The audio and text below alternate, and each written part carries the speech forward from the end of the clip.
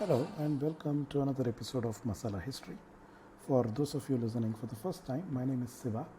I am a self declared history teller. The idea behind some of these episodes is to search for interesting, lesser known stories from across the world, back them up with a lot of research, and present them in an interesting way so that, unlike in history classes where possibly you slept, here you are more enthused, interested in knowing a piece of what really happened. Also, if you're hearing this particular episode, I would also like you to know that this is one of my first attempts and I would appreciate feedback on a scale of 1 to 10, where 1 is yuck and 10 is wow. Of course, you could give me negative markings too, but I'm kind of hoping that you will be kind. So, with that introduction, let's jump into today's episode.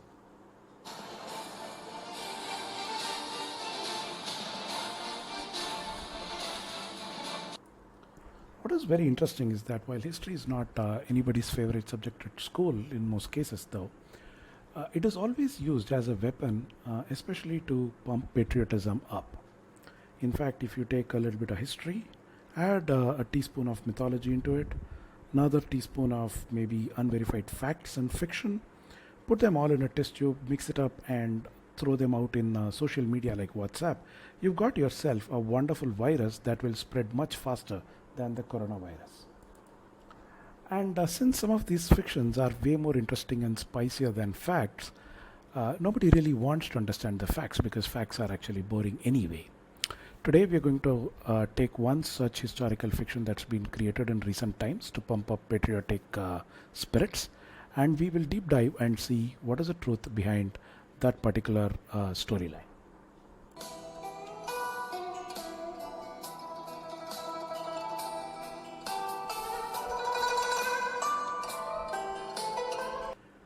China, our interesting neighbor, has been the center of attention ever since the coronavirus started, more than before. Across the globe, many countries are trying to find out how to make Chinese pay. Within India, there is a huge movement on making sure that the Chinese economy gets dented. We have come up with some very creative ways. For example, let's uninstall all the Chinese apps. Hey, wait, the phone itself is made from China, so why don't we throw the entire phones off into the ocean? Maybe shut down the Chinese restaurants, stop eating gobi Manchurian. So, all the creative ways to bring the entire Chinese economy down. The incident in Ladakh a few days back, where soldiers were killed in skirmishes, added more to the tensions. And ever since, we have seen also a lot of WhatsApp forwards and social media posts that rake up patriotic sentiments on both sides of the border. If you are watching this episode, I'd like you to also look at the picture and the caption that is attached along with it in the post. The caption claims that this sculpture is from India about 700 years back and that our ancestors already knew that the Chinese were backstabbers and we should be careful of them. When I saw this picture, I was surprised because I have seen this sculpture so many times in my life. I've spent pretty much every summer for several years in the temple where this sculpture is actually present and never once imagined that it had actually a Chinese warrior in that particular sculpture. But is that really true? Is this a Chinese warrior who's backstabbing a poor Indian soldier? And if that is the case, what is that depiction doing in a South Indian temple that was built several hundred years back? To understand this further, I'm going to take you to a small, lovely, picturesque village town in South India. It's called Srirangam.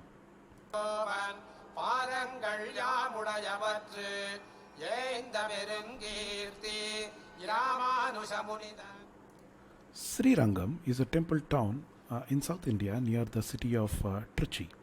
Srirangam temple is actually the second largest Hindu temple in the world. It covers an entire area of about 650 acres. The temple itself is mentioned even in literature from 2nd BC, so it's quite ancient. It's been supported by several kingdoms for all the 2000 years or more that it has existed. While I could make at least 20 to 25 episodes talking about the stories of Srirangam, and perhaps someday I will, let's spend some time talking about this sculpture in question. The temple of Srirangam is actually made of 7 concentric walls, and the temple itself, the main shrine, is situated in the center. There are about 90 odd shrines, in which half of them are dedicated to Lord Ranganatha, the main deity. And on the western side of the temple, there is a hall called the Sesharaya Hall. The Sesharaya Hall was built during the Vijayanagara Empire.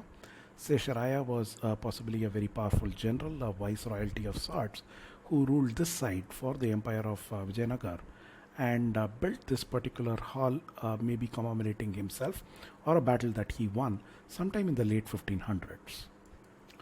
It is outside this hall where you will see the sculpture in question, a horse on whose top there is a warrior, possibly a Nayak warrior, and under the horse you can find this particular sort of backstabber who's taking a sword and driving it into the legs of another. So one, it is very clear that this particular sculpture was actually built during the Vijayanagara period, which is in the 1500s. And why is that very relevant? First, the horse. The horse itself is a very popular animal, especially in Indian military. We've known of Greeks who traded with horses with the Indian kings.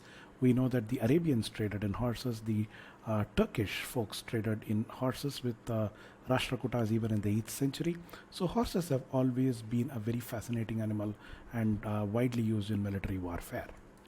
While the Greeks and the Turks actually came through the Khyber Pass into India and traded horses, the Arabians largely brought them via boats and ships to the western coast of India.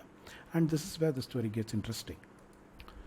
In the end of 1400s, literally around 1498, a very important incident occurred in India. This was when a sailor from Lisbon, Portugal, Vasco da Gama, landed in Calicut on the western coast of India.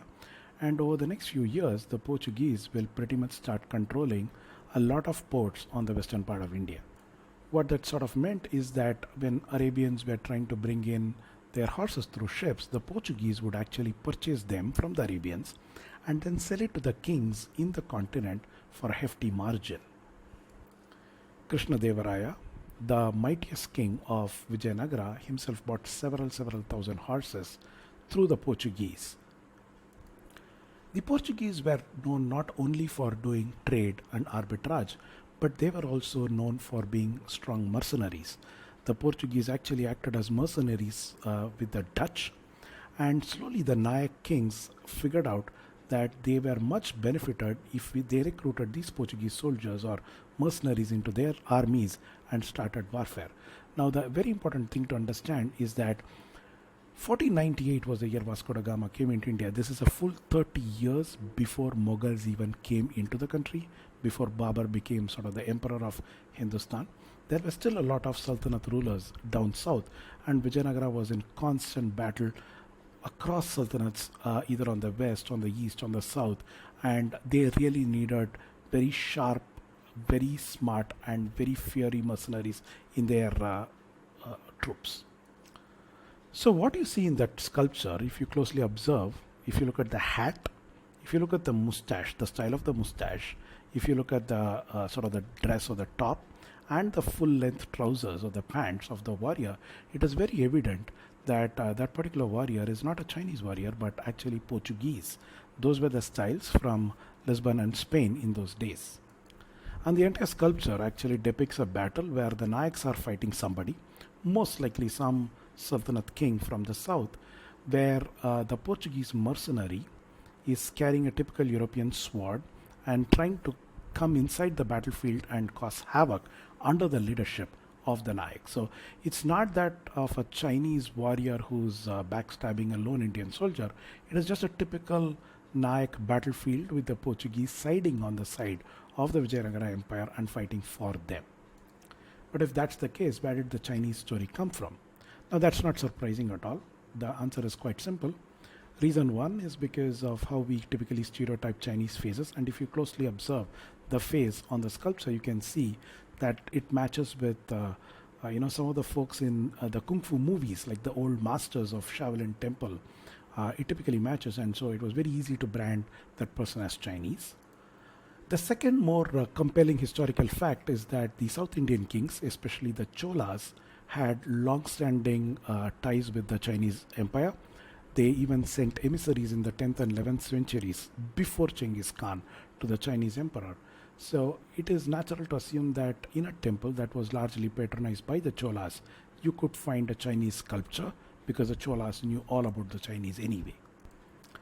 But as I said, this is exactly where you take a piece of historical fact, you add a lot of fiction, unverified stories, and then create a completely new story that can pump up patriotic sentiment. The reality is that it is a simple sculpture that just shows a standard Vijayanagara battlefield where a Portuguese warrior is just doing his job. Anyway, here's where I end. I really hope that you are awake up until this point, and if you are, thank you very much for staying awake and listening through the story.